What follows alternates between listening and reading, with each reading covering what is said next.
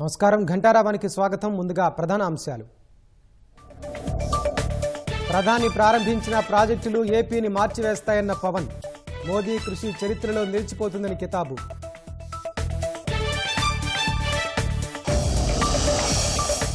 అనంత జిల్లా కలగాసుపల్లి వద్ద ప్రైవేట్ బస్సులో మంటలు. డ్రైవర్ అప్రమత్తతో ప్రయాణికులు సురక్షితం.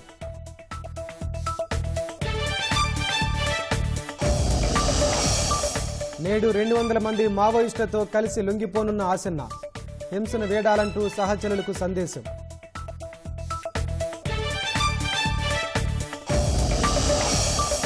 పంజాబ్లో సీబీఐకు చిక్కిన ఐపీఎస్ అధికారి. సోదాల్లో 5 కోట్ల రూపాయల నగదు స్వాధీనం.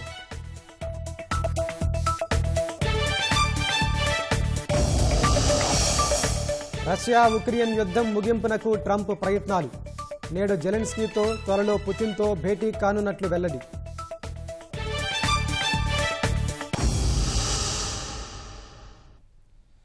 కర్నూలులో కూటమి సర్కార్ నిర్వహించిన జీఎస్టీ ఉత్సవ్ సభ బ్లాక్ బాస్టర్గా నిలిచింది.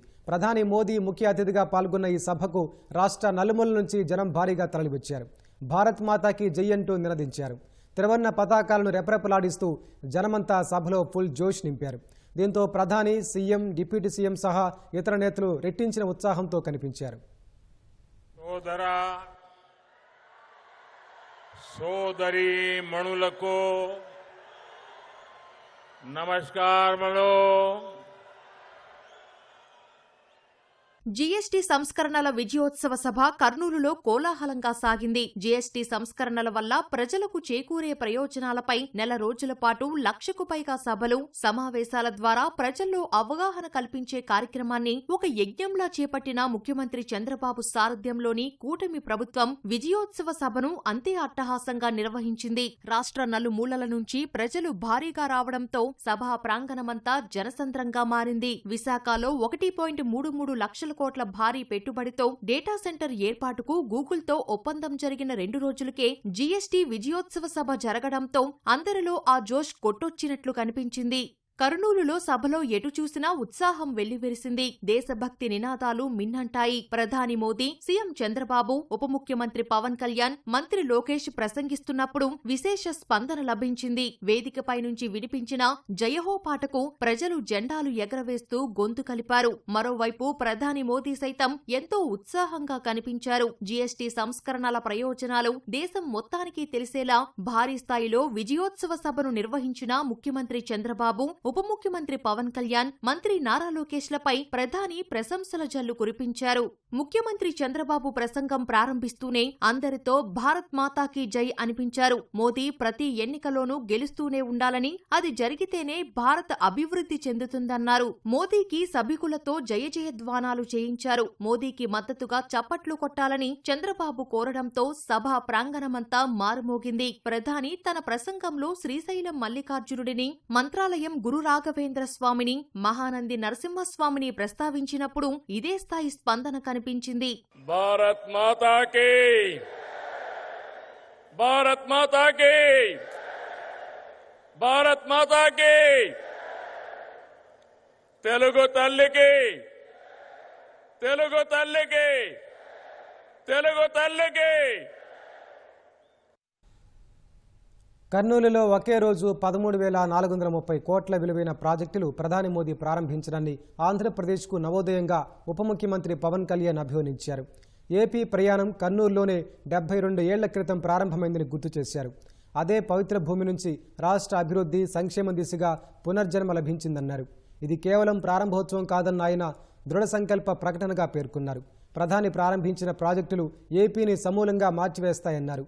ఈ మహత్తర మైలురాయి మోదీ అసాధారణ నాయకత్వం, సహకారానికి ఫలితమన్న పవన్ ఏపీ ప్రజల పట్ల ఆయన వాగ్దానం మన భవిష్యత్కు గొప్ప పెట్టుబడిగా పేర్కొన్నారు.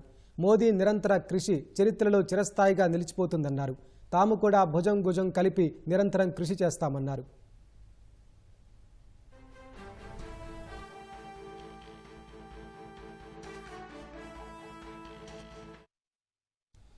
ప్రధాని మోదీ శంకుస్థాపన చేసిన కొప్పర్తి, ఓర్వకల్లు పారిశ్రామిక కారిడార్ల ద్వారా రాయలసీమ పారిశ్రామిక ముఖచిత్రం మారే అవకాశం ఉంది. ఎంతో కీలకమైన ఈ ప్రాజెక్టుల విషయంలో కీలక ముందడుగు పడింది. అసలు ఈ కారిడార్లతో ఎన్ని లక్షల ఉద్యోగాలు రానున్నాయి, ఎన్ని వేల కోట్ల పెట్టుబడులకు అవకాశం ఉంది, ఇందుకు కూటమి ప్రభుత్వం తీసుకుంటున్న చర్యలేంటో ఈ కథనంలో చూద్దాం. ఒరవకల్లు కొప్పర్తి పారిశ్రామిక కారిడార్ల అభివృద్ధికి ప్రభుత్వం శ్రీకారం చుట్టింది. 4,920 కోట్లతో చేపట్టే పనులకు ప్రధాని మోదీ గురువారం శంకుస్థాపన చేశారు. ఈ నిధులతో ఒరవకల్లు కొప్పర్తి పారిశ్రామిక కారిడార్లలో రహదారుల నిర్మాణం, నీటి వసతులు సహా ఇతర మౌలిక వసతుల కల్పన పనులు చేపట్టనున్నారు. ఒక కొప్పర్తిలోనే 2,000 కోట్ల రూపాయలతో 2,596 ఎకరాలను అభివృద్ధి చేయనున్నారు. మొత్తంగా ఈ 2 కారిడార్లలో వేలాది మందికి ఉపాధి అవకాశాలు లభించే అవకాశముంది. కర్నూలు జిల్లాలో అపారమైన వనరులు ఉన్నా ఉద్యోగ, ఉపాధి అవకాశాలు లేక వేలాది మంది పొరుగు రాష్ట్రాలకు వలస వెళ్తారు. ఈ నేపథ్యంలో జిల్లాలో పారిశ్రామిక అభివృద్ధి లక్ష్యంగా గతంలో తెలుగుదేశం ప్రభుత్వం ఒరవకల్లు మెగా ఇండస్ట్రియల్ హబ్ ప్రాజెక్టును తెరపైకి తెచ్చింది. కర్నూలుకు 20 కిలోమీటర్ల దూరంలో హైదరాబాద్, బెంగళూరు జాతీయ రహదారికి ఆనుకుని ఒరవకల్లు వద్ద పారిశ్రామిక కారిడార్ను అభివృద్ధి చేయాలని నిర్ణయించింది. దీనికి ఒరవకల్లు మండలంలోనే 22,000 ఎకరాలను ప్రభుత్వం గుర్తించింది. ఏపీఐఐసికి 13,830 ఎకరాలు కేటాయించింది. గట్టుపాడు వద్ద ప్రతిపాదించిన ఉత్తర, దక్షిణ క్లస్టర్లలో 2,471 ఎకరాల్లో ప్రతిపాదించిన క్లస్టర్ను ఏపీఐఐసి ద్వారా అభివృద్ధి చేయాలని నిర్ణయించింది. దీనికి 2,870.39 కోట్లు ఖర్చవుతుందని అంచనా. ఇందులో సుమారు 1,754 ఎకరాలు పారిశ్రామిక అవసరాలకు కేటాయించనుంది. 2 ఇండస్ట్రియల్ నోడ్స్ అండి. ఒకటి Orvakal industrial estate in Kurnool district, 2 Kopparthi industrial node in Kadapa district అండి. ఈ 2 నోడ్స్ కి కూడా central government national investment corridor trust is developing along with APS అండి. 4,920 కోట్లతో they are developing a industrial corridor అండి. దీంట్లో readymade plug and play facilities create చేసి కొత్త ఇన్వెస్టర్స్ వచ్చినప్పుడు ఇమ్మీడియట్గా ఎంప్లాయ్మెంటు వాళ్ళ ఆఫీస్ సెటప్ చేసుకునేలాగా they developing this industrial parks and 2 చోట్ల కూడా. ప్రధానమంత్రి గారు వేసిన ఫౌండేషన్ స్టోన్ త్వరగా కంప్లీట్ చేసేస్తే industrial notes 2 we can expect an investment of 21,000 crores and an employment of 1 lakh in Rayalaseema district. YCP ప్రభుత్వంలో నత్తనడకన సాగిన ఒరవకల్లు పారిశ్రామిక కారిడార్ పనులు కూటమి ప్రభుత్వం రాకతో ఊపందుకున్నాయి. ఒరవకల్లు మండలం గుట్టపాడు సమీపంలోని జైరాజ్ ఇస్పాత్ స్టీల్ ప్లాంట్ పనులు చకచకా సాగుతున్నాయి. వైసీపీ హయాంలో ఈ కంపెనీ పనులు ముందుకు సాగలేదు. 2.2 మిలియన్ టన్నుల ఉక్కు తయారీ పరిశ్రమను ఏర్పాటు చేసేందుకు సదరు సంస్థ పనులు ప్రస్తుతం శరవేగంగా జరుగుతున్నాయి. ఈ పరిశ్రమలోనే 3,200 మందికి ప్రత్యక్షంగా, 12,000 మందికి పరోక్షంగా ఉపాధి అవకాశాలు లభించనున్నాయి.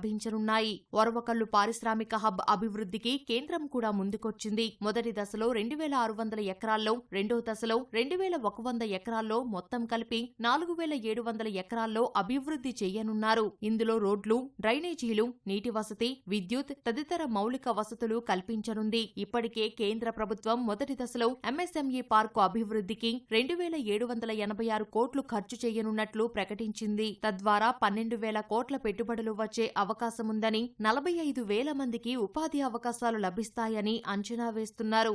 దేశంలోనే మొట్టమొదటి చిప్ తయారీ సెమీకండక్టర్ పరిశ్రమ ఒరవకల్లులో ఏర్పాటు చేయనున్నట్లు ప్రభుత్వం ప్రకటించింది. ఇండి చిప్ సెమీకండక్టర్స్ లిమిటెడ్ సంస్థ తన భాగస్వామ్య సంస్థ అయిన జపాన్కు చెందిన మైక్రో టెక్నాలజీ కంపెనీతో కలిసి స్థాపించనున్నారు. 14,000 కోట్లకు పైగా పెట్టుబడులతో పరిశ్రమ స్థాపించేందుకు రాష్ట్ర ప్రభుత్వంతో ఒప్పందం కుదుర్చుకుంది. ఈ పరిశ్రమకు అవసరమైన 130 ఎకరాల భూమిని ఇచ్చేందుకు ఆమోదం తెలిపింది. భూమిని ఒరవకల్లు సమీపంలో గుర్తించారు. దీని ద్వారా ప్రత్యక్షంగా 2,000 మందికి, పరోక్షంగా 10,000 మందికి ఉపాధి అవకాశాలు లభించనున్నాయి. చెన్నై కారిడార్లో భాగంగా కొప్పర్తిని పారిశ్రామిక హబ్ గా కేంద్ర ప్రభుత్వం ఇదివరకు ప్రకటించింది, నిధులు కేటాయించింది. ఈ నిర్ణయంతో అతిపెద్ద కంపెనీలు కొప్పర్తి పారిశ్రామిక కారిడార్లో పరిశ్రమలను స్థాపించనున్నాయి. దీంతో ప్రత్యక్షంగా, పరోక్షంగా 1.76 లక్షల మందికి ఉపాధి అవకాశాలు దక్కనున్నాయి. అత్యంత అద్భుతమైనటువంటి 13,400 కోట్ల విలువైనటువంటి మౌలిక సదుపాయాలని, ప్రాజెక్టులని శంకుస్థాపన చేయటము,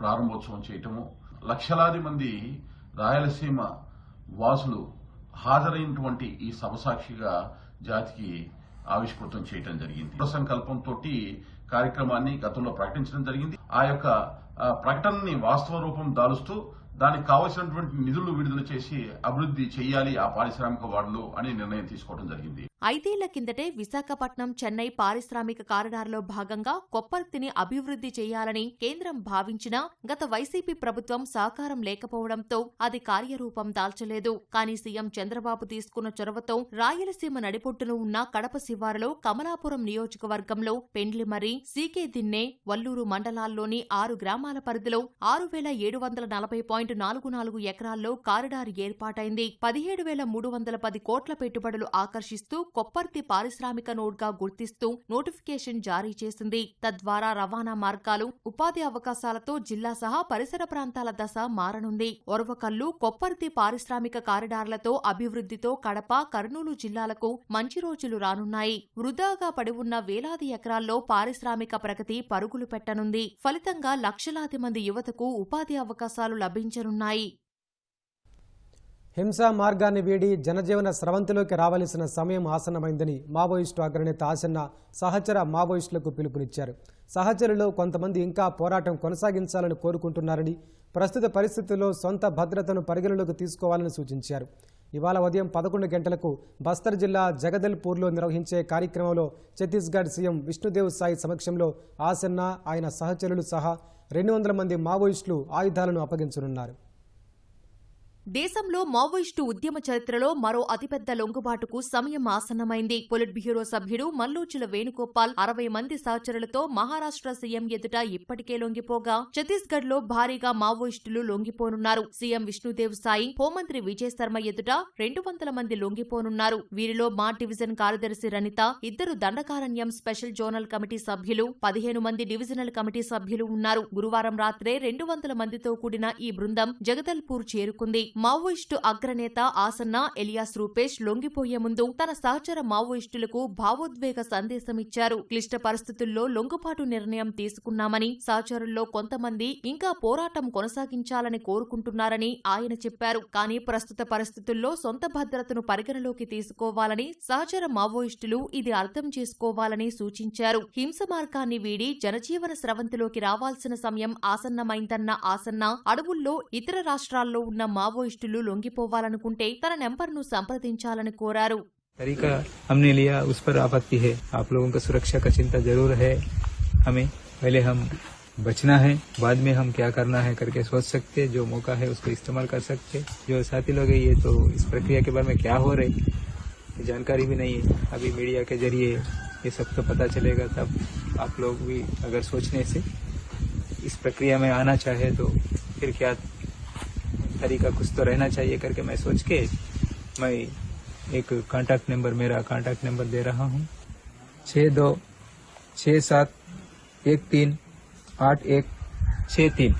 इस पर आप लोग कांटेक्ट कर सकते, संपर्क कर सकते. ములుగు జిల్లా పోలోనిపల్లికి చెందిన ఆసన్న ఐటీఐ, పాలిటెక్నిక్ చదివారు. 1991లో పీపుల్స్ వార్ పార్టీలో చేరిన ఆయన 1999 ఏడాది పీపుల్స్ వార్ యాక్షన్ టీం సారథిగా పగ్గాలు చేపట్టారు. అదే ఏడాది హైదరాబాద్ లో ఐపీఎస్ అధికారి ఉమేష్ చంద్రను పట్టపగలే నడి రోడ్డుపై హత్య చేసిన ఆపరేషన్ కు ఆయనే నేతృత్వం వహించారనే ఆరోపణలు ఉన్నాయి. 2000 ఏడాదిలో అప్పటి హోంమంత్రి ఏ మాధవరెడ్డి ప్రయాణిస్తున్న కారును మందుపాత్రతో పేల్చి చంపడం, 2003లో అలిపిరి వద్ద సీఎం చంద్రబాబు కాన్వాయ్లో క్లెమోరా మైన్స్ పేల్చిన ఘటనల వెనుక ఆసన్న ఉన్నట్టు ప్రచారంలో ఉంది. ఆసన్న, ఆయన సహచర మావోయిస్టుల లొంగుబాటును కేంద్ర హోంమంత్రి అమిత్ షా స్వాగతించారు. ఈ లొంగుబాటుతో 2 రోజుల్లో ఛత్తీస్గఢ్, మహారాష్ట్రలో కలిపి మొత్తం 258 మంది జనజీవన స్రవంతిలో కలిసినట్లు వివరించారు. అబూజ్మడ్, ఉత్తర బస్తర్లు నక్సల్ రహిత ప్రాంతాలుగా మారినట్లు ప్రకటించారు. త్వరలో దక్షిణ బస్తర్ కూడా మావోయిస్టు రహిత ప్రాంతంగా మారుతుందన్నారు. వచ్చే ఏడాది మార్చి 31 నాటికి నక్సలిజాన్ని కూకటి వేలతో పెకలించేందుకు కట్టుబడి ఉన్నట్లు అమిత్ షా తేల్చి చెప్పారు. మరోవైపు మావోయిస్టు పార్టీలో మరో కీలక నేత బండి ప్రకాష్, ఎలియాస్ ప్రభాత్ కూడా లొంగిపోయేందుకు సిద్ధమైనట్లు తెలుస్తోంది.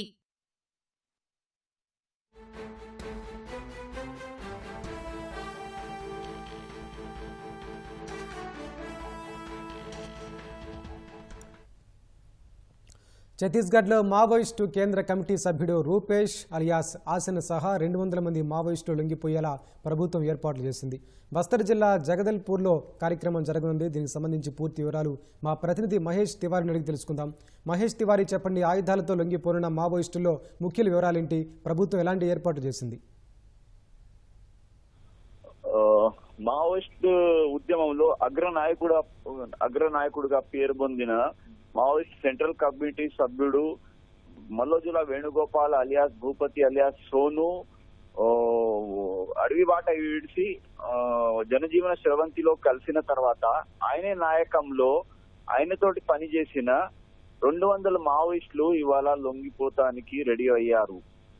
చాలా పెద్ద ఇది డెవలప్మెంట్ మనం అనొచ్చు. ఏదైతే మార్చి 26 వరకు మావోయిస్ట్ ఉద్యమం నిలిపివేస్తామని అమిత్ షా చెప్పారో దానికి అనుకూలంగా ఈ అన్ని సంఘటనలు జరుగుతున్నాయి.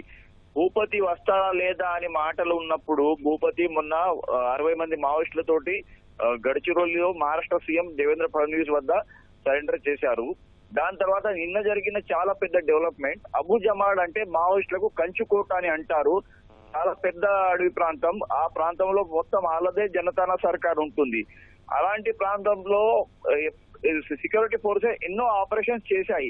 కానీ వాళ్ళ కోసం గాలింపు చర్యలు చేసే తర్వాత కూడా వాళ్ళు సెక్యూరిటీ ఫోర్సెస్ కు దొరకడం ఎప్పుడు కుదరలేదు. కానీ ఆ సెక్యూరిటీ ఫోర్సెస్ దగ్గర వీళ్ళు సొంతంగా ఇప్పుడు నడిచి వెళ్తున్నారు. ఇది మనకు కనిపిస్తుంది. ఎందుకంటే నిన్న మావోయిస్ట్ దండకారణ్య జోనల్ సమితి స్పోక్స్ పర్సన్, అలాగే చాలా పెద్ద అగ్రనాయకుడుగా పేరున్న తక్కల్పల్లి వాసుదేవ్ అలియాస్ రూపేష్ నేతృత్వంలో నిన్న మావోయిస్టులు అక్కడ అడవిలో మీటింగ్ చేశారు. మీటింగ్ చేసి మనం జనజీవన స్రవంతిలో కలిసిపోవాలి, ఈ ఆయుధాలు ఇడిసేయాలి అని వాళ్ళు నిశ్చయించారు. దాని తర్వాత ఈ మాట ఛత్తీస్గఢ్ పోలీస్ టాప్ లెవెల్ దాకా వెళ్ళిన తర్వాత వాళ్ళకు అక్కడ నుంచి బయట తీసుకువెళ్లే చర్యలు చేశారు. ఇంద్రావతి రివర్ దాటి వచ్చిన తర్వాత 3 బస్సులలో ఇలా అందరికీ ఛత్తీస్గఢ్ తరలించారు. ఈ 140 మావోయిస్టులతోటి అలాగే వేరే కాంకేర్ డిస్ట్రిక్ట్ చెందిన కంపెనీ 5 చెందిన మావోయిస్టులు, అలాగే ఇంకా వేరే మావోయిస్టులు, ఉత్తర్ బస్తర్ లో యాక్టివ్ గా ఉన్న మావోయిస్టులు, ఈ 200 మావోయిస్టులు ఇవాళ లొంగిపోతున్నారు, జనజీవన స్రవంతిలో కలుస్తున్నారు. ఛత్తీస్గఢ్ సీఎం విష్ణుదేవ్ సాయ్ వద్ద ఇవాళ ఏదైతే ఈ సరెండర్ ప్రోగ్రామ్ జగదల్పూర్ లో జరగబోతుంది దానికి పెద్ద ఎత్తున ఏర్పాట్లు జరిగాయి. ఎందుకంటే ఇది హిస్టారికల్ సరెండర్ మనం అనొచ్చు. ఇప్పటిదాకా దేశంలో మావోయిస్ట్ ఉద్యమం ఎప్పుడైతే 40 ఏళ్ళ నుంచి నడుస్తుందో దాంట్లో ఈ జరిగే చాలా పెద్ద సరెండర్, ఇది లొంగిపోయే ప్రోగ్రామ్ అని మనం అనొచ్చు. దీంట్లో మనం చూస్తే రూపేష్ ఇది చాలా పెద్ద పేరు ఉంది. ఎందుకంటే ఖమ్మం పాత వరంగల్ జిల్లాకు చెందిన ములుగు మండల్ కు చెందిన ఈ రూపేష్ అలియాస్ తక్కల్పల్లి వాసుదేవ్ చాలా పెద్ద అగ్రనాయకులుగా ఆయన పేరు పడతారు. ఎందుకంటే గెరిల్లా పద్ధతితోటి మావోయిస్టుల నుంచి సెక్యూరిటీ ఫోర్సెస్ పైన దాడి చేయటం గాని, వేరే ఐడియాలజికల్ గా గానీ అన్ని దాంట్లో రూపేష్ ది ఒక పేరు ఉంది.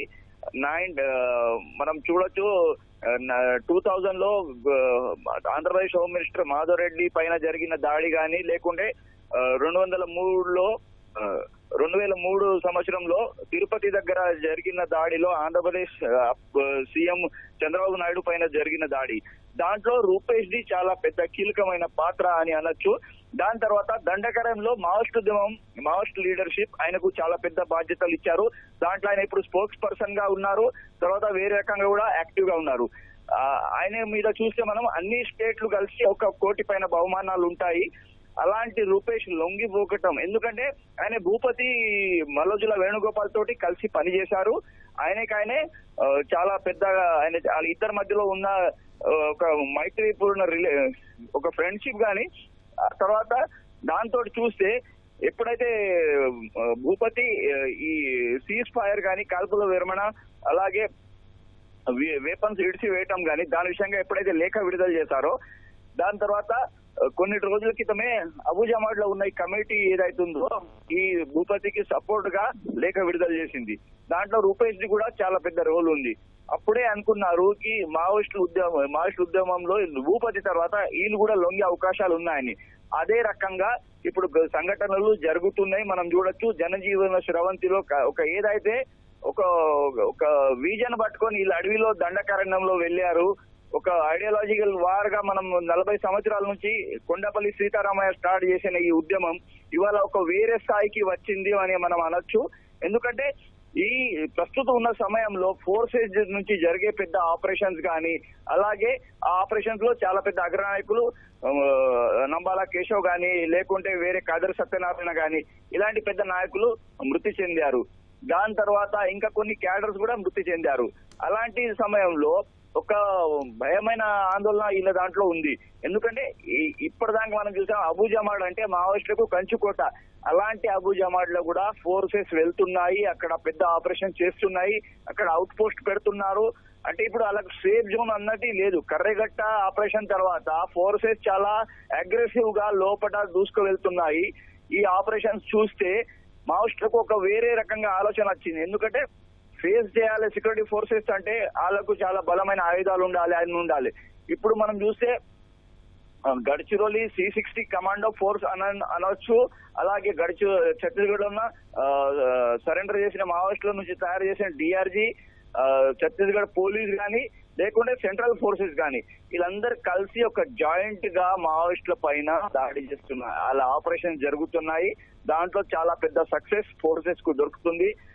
దానికి చూసి మావోయిస్టులు పెద్ద ఎత్తున లొంగిపోయి మన ప్రాణాలు మనం రక్షించుకోవాలి అని అంటున్నారు. రూపేష్ ది మనం ఇవాళ చూసాము. రూపేష్ ఏదైతే అందరికి ప్రజలకు హిందీలో ఒక స్టేట్మెంట్ ఇచ్చారు, మన ప్రాణం ముఖ్యం, మన ప్రాణం బతుకుతేనే మనం బతుకుతాం, అందుకోసం మీరు ఆలోచించండి, ఇది మనం చేయాలి అని ఆయన ఫోన్ నంబర్ కూడా విడుదల చేశారు. దాంతో చూస్తే వచ్చే కొన్ని రోజుల్లో ఇంకా చాలా పెద్ద నాయకులు లొంగిపోయే అవకాశాలు కనిపిస్తున్నాయి. సోర్సెస్ మనకు ఏదైతే చెప్తున్నాయి, ఇవాళ ఏదైతే సరెండర్ జరుగుతుందో ఇది చాలా పెద్ద హిస్టారికల్ సరెండర్. దాని తర్వాత ఏం జరుగుతుందో దండకారణ్యంలో చూసి విడాలి. ధన్యవాదాలు మహేష్.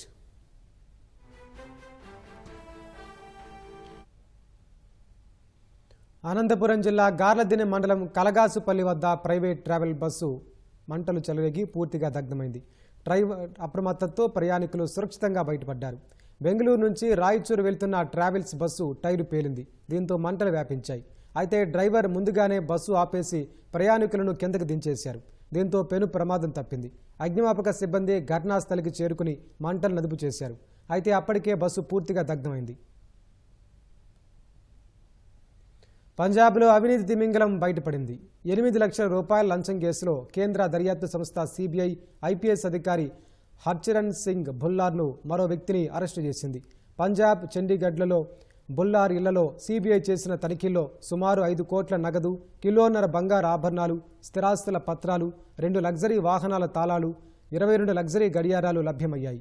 లాకర్ తాళాలు, 40 లీటర్ల దిగుమతి చేసిన మద్యం, double barrel gun, pistol, revolver, air gun, తుపాకులు, మందుగుండు సామగ్రిని CBI స్వాధీనం చేసుకుంది. ఫతేగఢ్ సాహిబ్లోని మండి గోవింద్ గఢ్కు చెందిన స్క్రాప్ డీలర్ ఫిర్యాదు మేరకు బుల్లార్ను మొహాలీలో అరెస్టు చేశారు. 2023లో తనపై నమోదైన FIRను సెటిల్ చేయడానికి నెలవారీ చెల్లింపులను హరిచరణ్ సింగ్ డిమాండ్ చేశాడని ఫిర్యాదుదారు ఆరోపించారు. CBI బృందం అరెస్టు తర్వాత బుల్లార్ను చండీగఢ్లోని CBI కార్యాలయానికి తీసుకెళ్లారు. కిర్షను అనే మధ్యవర్తిని కూడా అరెస్టు చేశారు. అతని నుంచి 21 లక్షల నగదును CBI స్వాధీనం చేసుకుంది. 2 నిందితులను ఇవాళ కోర్టులో హాజరుపరుస్తారని అధికారులు తెలిపారు. ప్రస్తుతం రోపర్ రేంజ్ DIGగా బుల్లార్ విధులు నిర్వహిస్తున్నట్టు చెప్పారు. రష్యా ఉక్రెయిన్ యుద్ధాన్ని ముగించేందుకు అమెరికా అధ్యక్షుడు డొనాల్డ్ ట్రంప్ తీవ్రంగా ప్రయత్నిస్తున్నారు. శ్వేత సౌధంలో నేడు ఉక్రెయిన్ అధ్యక్షుడు వ్లాదిమిర్ జెలెన్స్కీతో ట్రంప్ భేటీ కానుండగా నిన్న రష్యా అధ్యక్షుడు పుతిన్తో ఫోన్లో మాట్లాడారు. పుతిన్తో ఫోన్ సంభాషణలో గొప్ప పురోగతి సాధించామని నమ్ముతున్నట్టు సామాజిక మాధ్యమంలో ట్రంప్ వెల్లడించారు. పుతిన్తో త్వరలోనే భేటీ కానున్నట్టు ట్రంప్ తెలిపారు. అయితే సమావేశ తేదీ నిర్ణయించలేదని, హంగరీలోని బుడాపెస్ట్లో భేటీ ఉంటుందని చెప్పారు. ట్రంప్, పుతిన్ ఆగస్టులో అలస్కాలో సమావేశమైనప్పటికీ అది దౌత్యపరమైన పురోగతిని సాధించలేదు. సుదీర్ఘంగా సాగుతున్న రష్యా ఉక్రెయిన్ యుద్ధానికి ముగింపు పడుతుందని భావించినప్పటికీ ఆ భేటీ ట్రంప్ను నిరాశకు గురిచేసింది. ఇవాల్టి భేటీలో రష్యా భూభాగంలోకి లోతుగా దాడి చేసే ఆయుధాలను ఇవ్వాలని అమెరికాను జెలెన్స్కీ కోరే అవకాశమున్నట్టు తెలుస్తోంది. అమెరికా అధ్యక్షుడు డొనాల్డ్ ట్రంప్ హమాస్కు మరోసారి హెచ్చరికలు చేశారు. గాజాలో అంతర్గత రక్తపాతం కొనసాగితే హమాస్ను చంపడం తప్ప మరో మార్గం ఉండదని హెచ్చరించారు. ఒకవేళ చంపాల్సి వచ్చినా ఆ పనిని అమెరికా సైనికులు చేయబోరని ట్రంప్ స్పష్టం చేశారు.